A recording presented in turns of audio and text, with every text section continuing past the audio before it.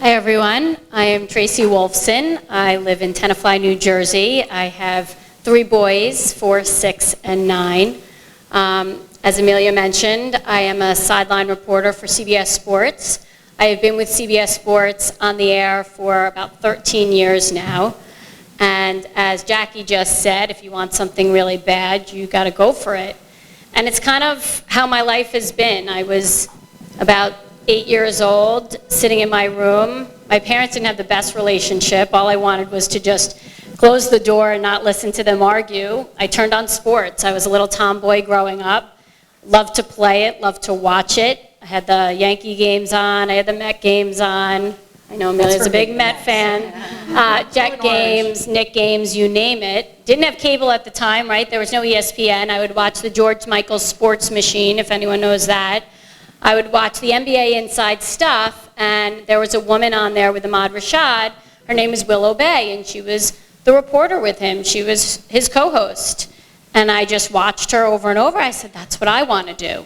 And so I spent the next few years in my room watching games, taking a tape recorder, calling the games into my tape recorder, and saying, this is what I want to do when I grow up. And when it was time to graduate, I chose the University of Michigan. I was very fortunate to get in. And people said, well, why don't you go to Newhouse? And why don't you go to a journalism school? Well, I just wanted to be around big-time sports. I wanted to go to the best possible school I could go to. And I wanted to be in the mix. I wanted to be surrounded by it. As a woman growing up, as a young girl, we didn't trade baseball cards. We didn't talk sports with my friends. I played it, but that was about it. I needed to be surrounded by it. And so I opted to go to the University of Michigan, but how was I going to get involved? How was I going to get this experience of achieving what I wanted to achieve? So I decided to apply for some internships through the communications department. And actually, I told this story. My father actually said, you're going for communications? I said, yeah. He goes, maybe you should take some business classes just in case. That did not work out. So I stuck to communications, and there was a job opportunity working for HBO Sports.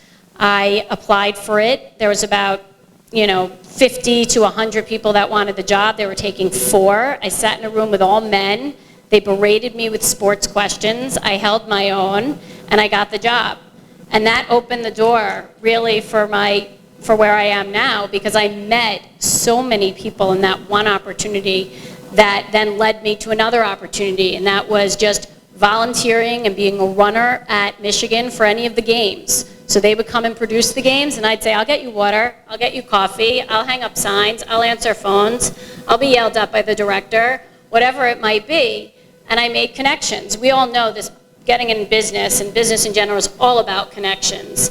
I took those connections. What was I going to do when I graduated? I applied for a job at CBS, and I got a job as a researcher. Now that's behind the scenes. How am I going to get in front of the camera? I spent a year there. I went to work for an agent representing broadcasters, saw another side of it.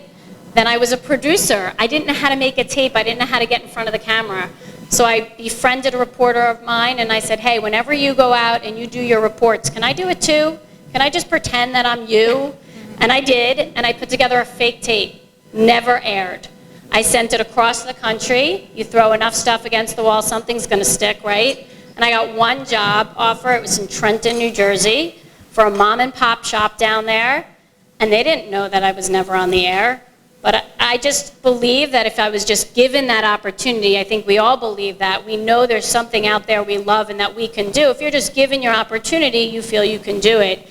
I was given that opportunity, and about 2 years later, I moved around. I got a job offer at MSG Network, ESPN, and then a year later wound up at CBS. And here I am, and as Amelia said, I am very fortunate. Got the opportunity to cover a Super Bowl and a Final Four in 1 year. 2 biggest games of the year.